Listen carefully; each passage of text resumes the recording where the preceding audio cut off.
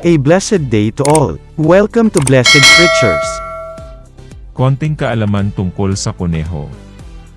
Ayon sa mga nag-aral tungkol sa kuneho, ang mga kuneho ay mga panlipunang nilalang at pinakamasaya sa piling ng kanilang sariling mga kauri.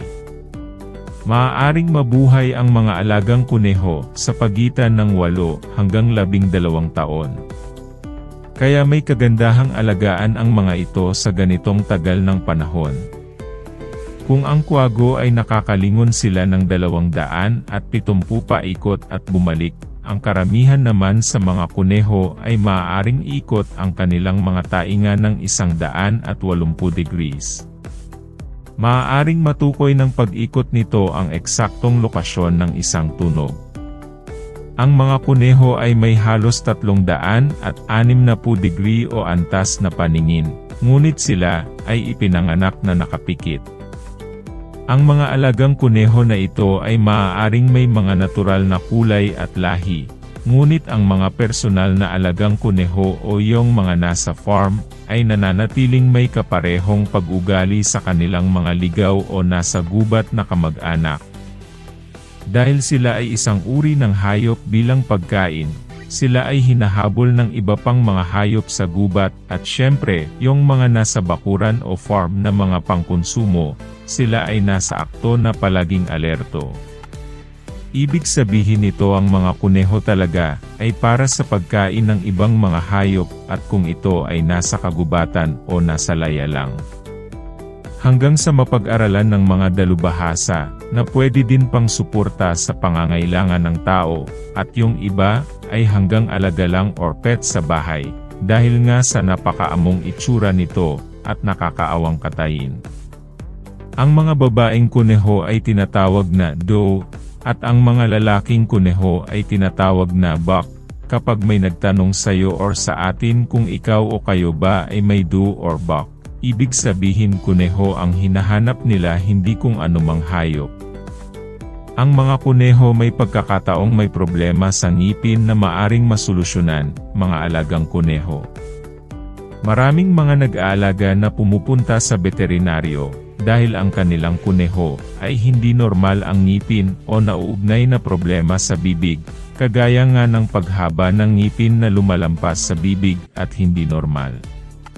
Ngunit ang karamihan sa mga problema sa ngipin ng kuneho ay maiiwasan sa pamamagitan lamang ng pagpapakain sa kanila ng tamang pakain, at yung iba naman ay nasa lahi or nasa dugo, genetic.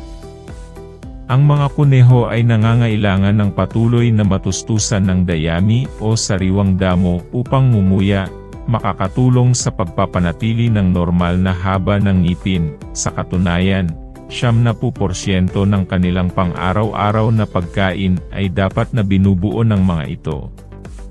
Ang walang katapusang pagtustos ng dayami at damo ay mahalaga kung nais nilang mapanatili ang kalusugan ng panunaw at ngipin.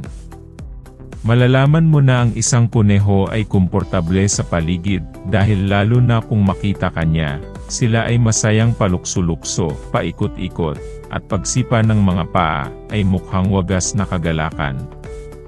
Kapag hinawakan ng mga kuneho ang kanilang mga tainga, at ibinaba ang mga ito sa kanilang mga mukha upang mahugasan nila, sa sitwasyong ito ay opisyal mong pinapanood ang isa sa mga pinakamagagandang pag-uugali ng kuneho.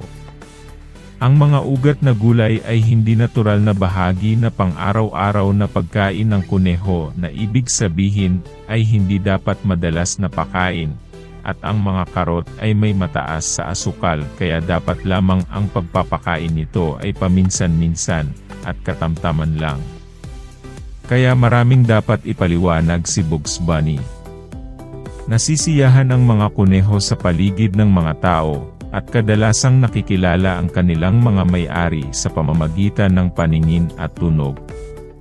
Ngunit dahil sila ay mga pagkaing hayop, mas gusto nilang ilagay ang 4 na paa ng matatag sa lupa o nakalapat ng maayos para kung kinakailangan ay makakakilos sila ng naaayon at depende sa sitwasyon. Ayon pa sa ibang mga nag-aalaga ng kuneho, for pet only, maaari din silang sanay ng kakakibang kilos katulad ng ibang alagang hayop. Mga kaunting kaalaman lang po yan tungkol sa ating cute na alaga at sa mga kumukonsumo. Maraming salamat po sa inyong panunood. Huwag niyo pong kalimutang mag-subscribe, mag-like at pindutin ang notification bell para po updated kayo sa mga susunod pang mga video. Pagpalain nawa tayong lahat ng puong may kapal.